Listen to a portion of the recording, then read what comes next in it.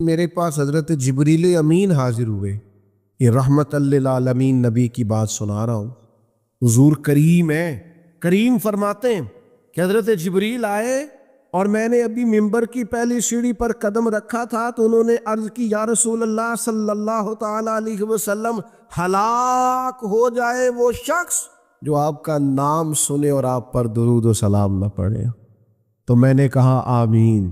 پھر حضرت جبریل عرض گزار ہوئے، یا رسول اللہ صلی اللہ تعالی علیہ وسلم، وہ ہلاک ہو جائے جس نے بڑھاپے میں والدین کو پایا اور ان کی خدمت کر کے بخشش نہ حاصل کر سکا۔ میں نے کہا آمین، اور کریم فرمانے لگے، پھر حضرت جبریل نے عرض کی، یا رسول اللہ ہلاک ہو جائے وہ شخص جس کو زندگی میں رمضان ملا، جس کو اس ماہ نور و سرور شہر رمضان الذی انزل فیہ القرآن، رمضان کا وہ مہینہ جس میں ہم نے قرآن نازل کیا، جس کو ماہ مبارک، ماہ نور و سرور، ماہ طیب، ماہ مبارک رمضان ملا، پھر وہ اپنی بخشش نہ کرا سکا، وہ ہلاک ہو جائے۔ تو حضور فرماتے، میں نے بھی کہا آمین، اللہ تعالی ہم سب کو محفوظ فرمائے۔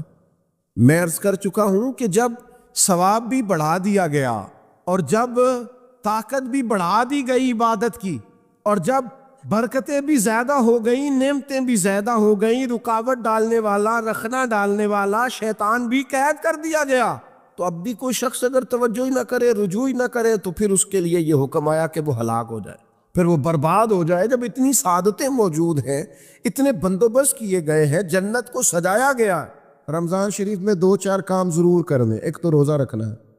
کچھ ہمارے پنجابی بہانے بھی ہیں، پنجابی بہانے، میں جی مزدوری کرنی ہوندی ہے نا، پھر روزہ تو نہیں نہ رکھ ہوندا۔ اللہ نے نہیں سی پتا کہ مزدوری کرنی ہے، تو اللہ نے کیوں فرض کیا روزہ؟ ہلکے سے لوگ بیمار ہوتے ہیں، بالکل معمولی سے، کوئی ایسا عذر نہیں، روزہ چھوڑ دیتے۔ ذرا سی باتیں لے کر لوگ، آپ یقین کریں، اہمیت کو نہیں سمجھتے، اور بعض صرف سست ہیں، غافل ہیں، منہ پھیرے ہوئے ہیں۔ اگر یہ ایک حدیث سمجھ میں آ جائے نا، ترغیب و ترہیب میں اور دیگر کتب حدیث میں بھی موجود ہے، حضور نے فرمایا جس نے رمضان کا ایک روزہ چھوڑ دیا، زندگی بھر بھی روزے رکھے، وہ فضیلت نہیں پا سکتا جو رمضان کا روزہ سے فضیلت اسے مل گئی۔ اتنی بڑی بات ہے، آپ اس کو سمجھ لیں، اتنے سعادت افروز روزے ہیں رمضان کے۔ تو کوشش کریں، اپنے آپ کو مینج کریں، مینٹین کریں چیزوں کو، اپنی صحت کا خیال کریں۔ میں تو دوستوں سے کہا کرتا ہوں، رمضان سے پہلے جو ایام ہے، پہلے سے بڑھ کر اپنی طبیعت کا خیال رکھیں، تاکہ رمضان میں کوئی کسی قسم کی طبیعت میں بھی کمزوری پیدا نہ ہو، اور صحیح صحت مندی کے ساتھ انسان رمضان شریف کے روزے گزار سکے۔ دوسری بات ہے، رمضان میں خوب قرآن مجید پڑھنا۔ شہر رمضان الذی انزل فیہ القرآن، رمضان ہی کا تو وہ مہینہ جس میں قرآن نازل کیا گیا۔ نبی کریم صلی اللہ تعالی علیہ وسلم رمضان المبارک میں حضرت جبریل امین علیہ السلام کے ساتھ قرآن مجید کا دور فرمایا کرتے۔ حضور حضرت جبریل کو پارہ سناتے اور جناب جبریل نبی کریم علیہ السلام کو سنا۔ یہ دور ہوتا ہے قرآن مجید کا۔ اللہ نے کتنی زیادہ توفیق دی ہے، ہر مسجد میں تراویح میں قرآن پڑھا جاتا ہے۔ تھوڑی ہمت کریں، تھوڑی کوشش کریں۔ ہمارے بزرگ فرمایا کرتے تھے، ایک پارہ گھر میں پڑھا کرو قرآن مجید کا، تاکہ تمہیں دیکھ کے بچے بھی پڑھیں، اور ایک پارہ مسجد میں تلاوت کیا کرو، اور ایک رات کو تراویح میں 3 پارے روز قرآن مجید کے ہو جائیں گے، تو انشاءاللہ تعالی رمضان ختم ہوگا تو 3 قرآن پاک بھی ختم ہو جائیں گے۔ یہ ارادہ کریں، یہ پروگرام بنا، خوب قرآن مجید سے دلچسپی پیدا کریں۔ تیسرا کام رمضان میں جو کرنے والا، وہ ہے کثرت سے استغفار۔ کچھ غلطیاں نا ہم کرنا نہیں چاہتے، ہم سے ہو جاتی ہیں۔ کچھ غلطیاں ایسی ہیں جو ہم بڑی کر چکے ہیں، لیکن ہمیں یاد ہی نہیں، بھول گئے ہیں۔ کچھ خطائیں ہم سے ایسی سرزد ہوتی ہیں جو لاشعوری میں ہو جاتی، ہمیں سمجھ ہی نہیں ہوتی کہ یہ خطا ہے اور اتنی بڑی ہے۔ کسی شخص کو بعض اوقات کوئی ایسی بات کہہ دیتے ہیں کہ ہماری نظر میں وہ بات معمولی ہوتی ہے، پر وہ بیچارہ ساری رات سو نہیں سکتا۔ رمضان کا مہینہ ہے اپنے رب سے معافی مانگنے کا مہینہ، اس سے توفیق مانگنے کا مہینہ، اس کے حضور حاضر ہونے کا مہینہ۔ میں آپ کی خدمت میں عرض کروں، حضرت عائشہ صدیقہ فرماتی ہیں، نبی پاک نے فرمایا صلی اللہ تعالی علیہ وسلم، جس سے اللہ نے قیامت والے دن حساب پوچھ لیا نا، اس کے لیے مشکل ہو جائے گا۔ حساب یسیرہ یہ ہے کہ وہ مہربانی فرمائے اور فیصلہ ہی جب کرے تو کرے ہی درگزر والا، فرمائے جا تجھے معاف کیا۔ رمضان کا خاص مہینہ ہے، سحری میں بھی دعا قبول ہوتی ہے، افطار میں بھی دعا قبول ہوتی ہے، صبح سے لے کے افطاری تک بندہ ہر وقت عبادت میں ہوتا ہے۔ تراویح کے بعد بھی دعائیں مانگے تو وقت قبولیت کا ہے۔ میرے بھائیوں، رمضان کی راتیں بھی قبولیت کی، آخری طاق راتوں کی شان قبولیت کی، لیلۃ القدر قبولیت کی۔ اس دفعہ جھک نہ جائیں اس کی بارگاہ میں سجدے میں، رو رو کے معافی مانگ نہ لیں اس سے۔ ہم برے نہیں ہیں، چاہتے نہیں ہیں، پر ہمارے وجود سے کچھ غلطیاں ہو جاتی ہیں، ہمارے سینوں میں کچھ پچھتاوے ہیں، کچھ من میں باتیں ہیں۔ اس دفعہ اس کے حضور عرض نہ کریں کہ کچھ کمیاں رہ گئی ہیں، دل نہیں کرتا تھا ایسا ہو، پر انجان تھے، نہ چاہتے ہوئے بھی کمزوریاں ہو گئیں۔ رمضان آ رہا ہے، بڑا گولڈن چانس ہے، بڑا خوبصورت موقع۔ بھائیوں، رمضان کی ہر سحری کے بعد رب سے معافی مانگ۔ آپ کو پتہ ہے اتنی بڑی امت مسلمہ لیکن ہر گلی میں کمزور ہے، ہر جگہ رسوائیاں ہمارے ساتھ چمٹی ہوئی ہیں، ہم چاہ کے بھی اپنے بھائیوں کی مدد نہیں کر سکتے۔ میرے پاس ایسے ایسے جوان آتے ہیں جو کہتے ہیں ہمیں بتائیں نا ہم فلسطین کے لیے کیا کر سکتے، ہمیں بتائیں نا۔ یہ ہماری بے بسی، یہ ہماری غلطیوں کا نتیجہ ہے۔ تو خوب استغفار کریں، اپنی کوتاہیوں کی معافی مانگیں۔ رمضان کی ہر صبح میں، ہر شام میں، ہر دن میں، ہر رات مصلے بچھا بچھا کے عرض گزار ہوں کہ مالک تو ہمیں معاف فرما۔ اور میں آپ سے ایک اور بات بھی عرض کروں، شیخ ابو الحسن کو میں پڑھ رہا تھا تو روتے جا رہے تھے، روتے ہی جا رہے تھے، روتے ہی جا رہے تھے۔ ایک شام ان کے کچھ لوگوں نے ان سے کہا کہ حضور اس قدر زیادہ آہوزاری، تو فرمانے لگے میری بس اتنی خواہش ہے کہ جب میں اپنے رب سے ملوں نا تو میرا رب مجھے ناراض نہ ملے۔ تو میں ہر وقت اس لیے تڑپتا ہوں کہ میرے اندر جو کوتاہیاں مجھ سے ہو گئی ہیں، میرا مالک وہ مجھے معاف کر دے۔ ہم نے کوشش کی ہے زندگی میں ماں باپ کی خدمت کر، لیکن نہیں، ہم سے ان کے حق ادا نہیں ہو سکے۔ کوشش کی ہے بہن بھائیوں پر توجہ دینے کی، لیکن حق ادا نہیں ہو سکے۔ چاہیے تھا اولاد کی تربیت بڑی شاندار کرتے، لیکن سہولتیں کچھ زیادہ دے بیٹھے، لاڈ پیار کچھ زیادہ کر سکے، ان کی تربیت کا بھی صحیح حق ادا اللہ نے عزتیں زیادہ دی تھی، جواب میں ہماری خدمتیں تھوڑی۔ ہم اپنے رب کی بارگاہ کی حاضریوں کے بھی حق ادا نہیں کر سکے، اس نے ہمیں نوازا زیادہ ہے، ہمارا شکر کم ہے۔ ہم اس کا حق ادا کرنے کا کام یہ ہے میرے بھائیوں کہ رمضان میں خوب استغفار کریں۔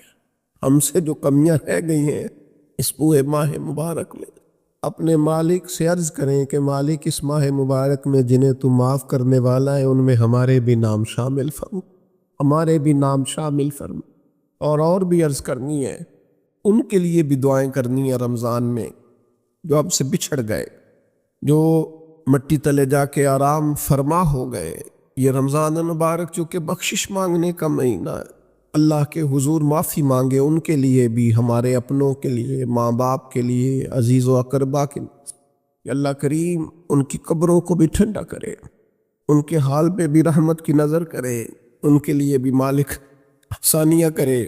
خوب دعائیں مانگے رمضان میں، خوب دعا۔ اور جو محتاج ہیں، جو تنگ دست ہیں، جو غریب ہیں، جن کو زمانہ گزر گیا ہے، دوستوں کو، احباب کو، مخیر حضرات کو متوجہ کرتے ہوئے وہ بھی تھوڑی توجہ کریں۔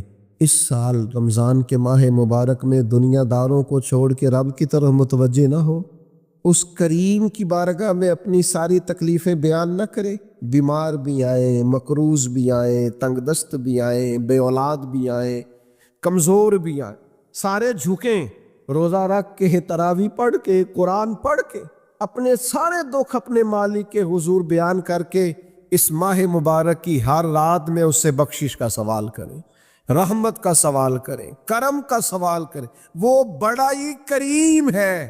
حضور فرماتے ہیں، رب کہتا ہے مجھے حیا آتی ہے میرا بندہ ہاتھ اٹھائے اور میں اس کے ہاتھ خالی واپس کروں، بس آنے کی دیر ہے۔ اور ایک مقام پہ اللہ کے حبیب علیہ السلام نے فرمایا، بندہ جب اعتراف گناہ کر کے معافی مانگتا ہے اللہ فوراً ہی اسے معاف فرما دیا کرو۔ چوتھا کام جو اس ماہ مبارک میں بہت زیادہ کرنا ہے وہ یہ ہے کہ حضور نے فرمایا یہ صبر کا مہینہ، صبر بہت کرنا ہے۔ ایک تو صبر ہوتا ہے نا، مصیبت پہ صبر، ایک خواہشات پر بھی صبر ہوتا ہے کہ خواہشیں پیدا ہو رہی ہیں پر صبر کرنا ہے اللہ کی رضا کے لیے، یہ بھی صبر۔ نیکی پر استقامت کے لیے بھی صبر کی ضرورت ہوتی، گناہ چھوڑنے کے لیے بھی صبر کی ضرورت ہوتی۔ آپ کے پاس مواقع موجود ہے معاذ اللہ برائی کے، لیکن اگر آپ صبر کرتے ہیں، اللہ کی رضا پہ راضی رہتے ہیں، تو یہ بھی صبر ہے۔ نبی پاک علیہ السلام نے روزہ دار کو صبر کرنے کا کہا، فرمایا تو تم نے کوئی بیہودہ بات نہیں کرنی، کوئی گالم گلوچ نہیں کرنی، اور اگر کوئی تم سے لڑائی جھگڑا کرے، کوئی بیہودہ بات کرے، تو تم نے کیا کہنا ہے؟ انی صائم مرتین، تم نے 2 مرتبہ کہنا ہے بھائی میں تو روزہ دار ہوں۔ کوئی جھگڑا کرنا چاہے، لڑائی کرنا چاہے، برا بھلا کہے، کوئی الجھانا چاہے، تو کہنا انی صائم، میں روزہ دار ہوں۔ یہ وظیفہ یاد کریں گے؟ کیا کہنا ہے؟ یہ وظیفہ ہے پورے رمضان کا، یہ بخاری میں حضور نے بتایا۔ کوئی جھگڑا کرے، گھر کے باہر بھی اور گھر کے اندر بھی، کوئی جھگڑا کرنے لگے، جھگڑا ہونے لگے، تو کہنا انی صائم، میں، اور ایک دفعہ نہیں کہنا، مرتین، حضور نے فرمایا 2 دفعہ کہنا، میں روزہ دار ہوں، میں کوئی جھگڑا نہیں کروں گا، کوئی فساد نہیں کروں گا، کسی بیہودہ بات کا جواب نہیں دوں گا۔